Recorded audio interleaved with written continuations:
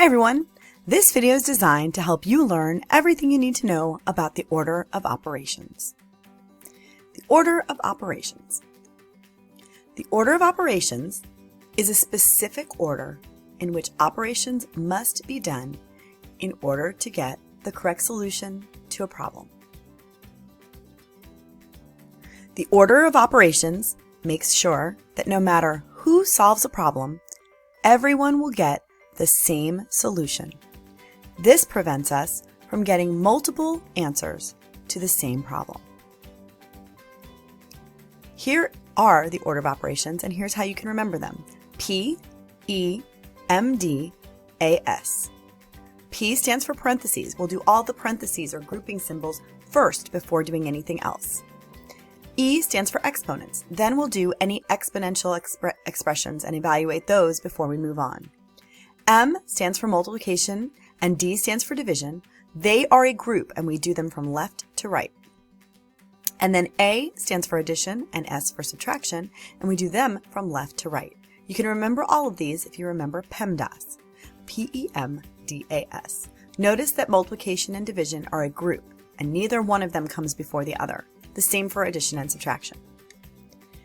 Here's another way to remember the order of operations. P-E-M-D-A-S. Please excuse my dear Aunt Sally. P stands for parentheses, E for exponents. My dear, and the M and D stand for multiplication and or division, depending on which one comes first from left to right. And A-S, Aunt Sally, addition and subtraction, whichever comes first from left to right. All right, let's take a look at each of these steps just a little more closely. So the P stands for parentheses. And notice that there are different kinds of parentheses. The first grouping that we have there are typically called parentheses. And then we have brackets and we have braces. And they're all different layers so that it's easier to figure out which one goes with which.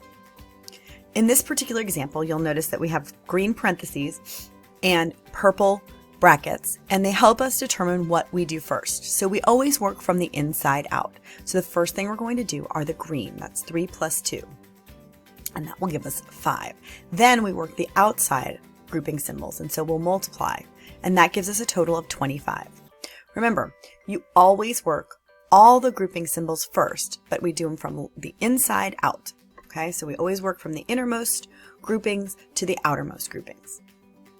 Next is E for exponents, and you'll work those second. So for example here, 2 to the third power equals 2 times 2 times 2, which is equal to 8. After grouping symbols, you'll evaluate the exponents. That is, if the exponents aren't in the grouping symbols and we haven't already done some of those to accommodate. Then we've got multiplication and division from left to right. Remember that multiplication does not come before division. They are a group and we compute from left to right. Followed by adding and subtracting from left to right. Again, remember that addition does not come before subtraction. They are a group and we compute from left to right. Now let's take a look at some actual expressions and evaluate them using these rules. So here's our first grouping.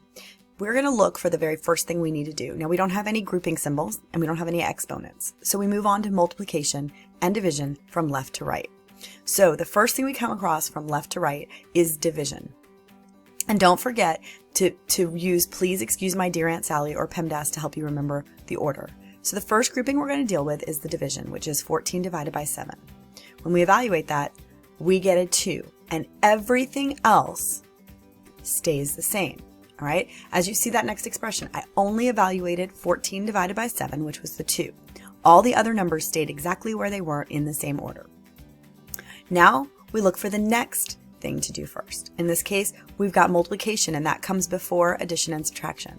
So the next step will be to multiply 2 times 3. We do that, and we get a 6, and everything else stays the same. So the 8 and the 5 stay where they are. Now all we have left are addition and subtraction, and we're going to do those from left to right. So the very first grouping here we're going to tackle is the 8 plus 6.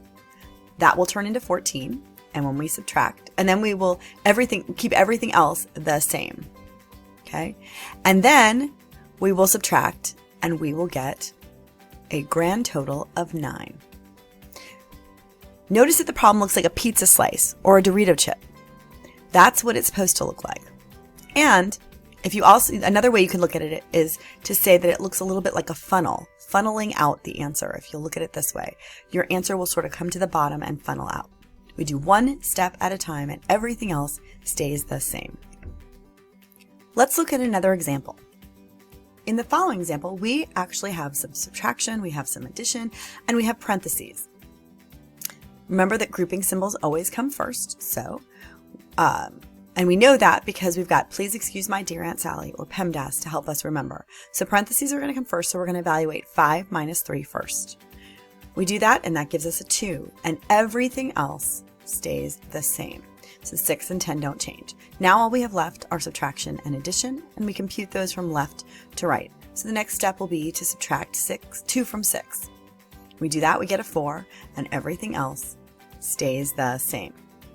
And then the last step on our journey to finding the solution is to add 4 plus 10, so the final answer is 14. And remember, the problem will look like a pizza slice or a Dorito chip, and that's how we know we're on the right track. That's what happens as we do one thing at a time. Here's one more example. Remember, please excuse my dear Aunt Sally or PEMDAS to help you remember the order. So we're going to start with the grouping symbols, the parentheses. So that is the 8 minus 6. And when we compute that, we'll get a 2. Notice that everything else stays the same. All right, the next opportunity we've got some subtraction, we've got multiplication, and we've got exponents. But if you're following the order of operations, the exponents need to be worked on first before we do subtraction and multiplication. And 2 to the second power is equal to 4. And everything else stays the same. And then we move on. Now we have subtraction and multiplication. Well, we know that multiplication comes before subtraction. So 2 times 4 will be the next thing that we compute. And that gives us 8. And then everything else stays the same.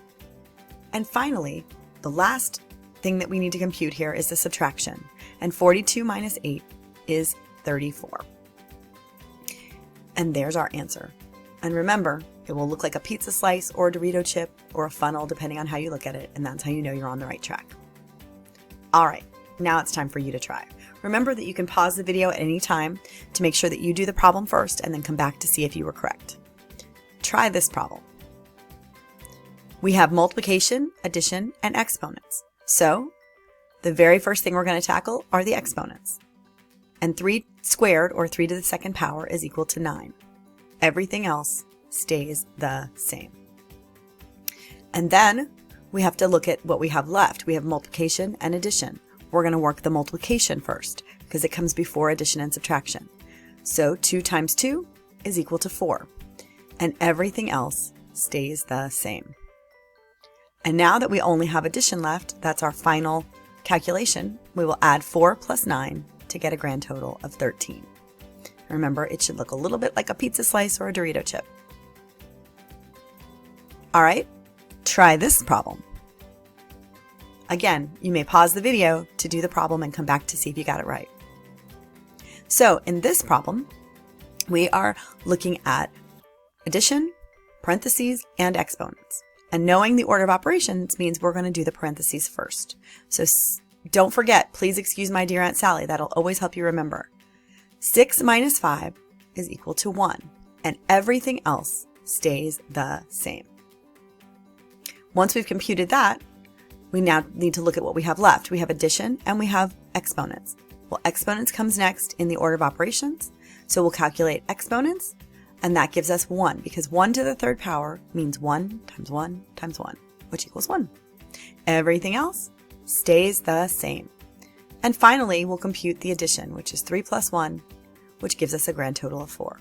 Again, it looks a little bit like a pizza slice or a Dorito chip, or a funnel, depending on how you like to look at it. How about this problem? Remember, we're going to do parentheses first. That's the first thing in the order of operations. And so we'll add 2 plus 4. When we get that, everything else will stay the same. Notice that even the exponent stays the same. We haven't gotten there yet.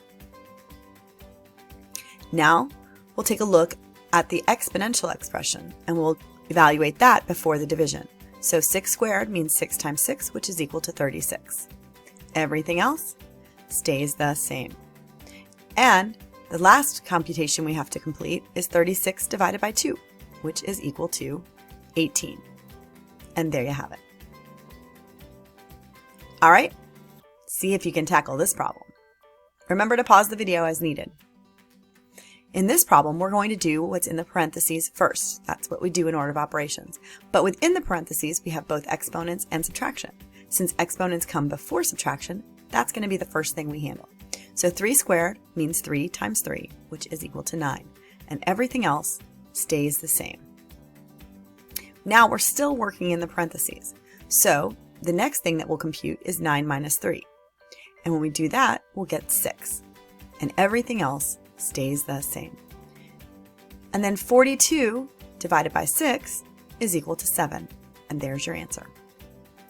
Notice that if we follow the order of operations, the calculations don't get too hard and we all get the exact same answer. All right, here's another one. Let's test your ability to get these right. Here's the next problem.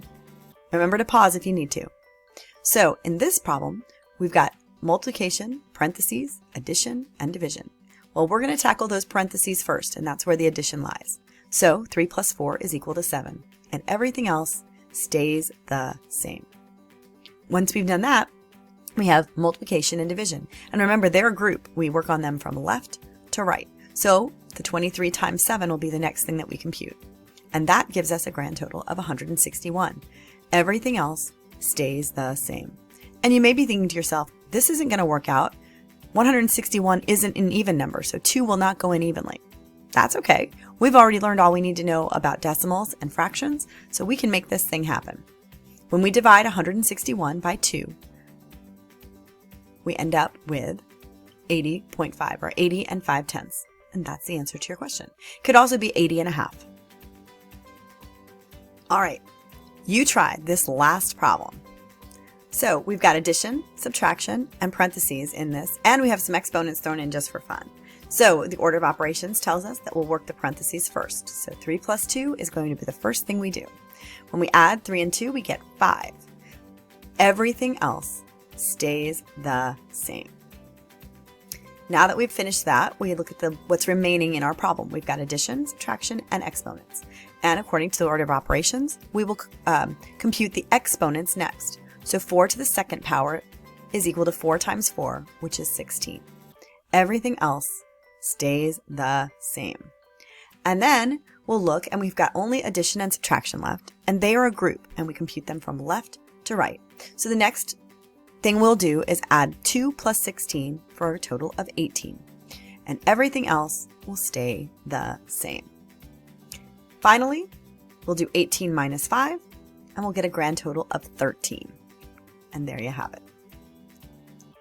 Here's a quick summary of the order of operations.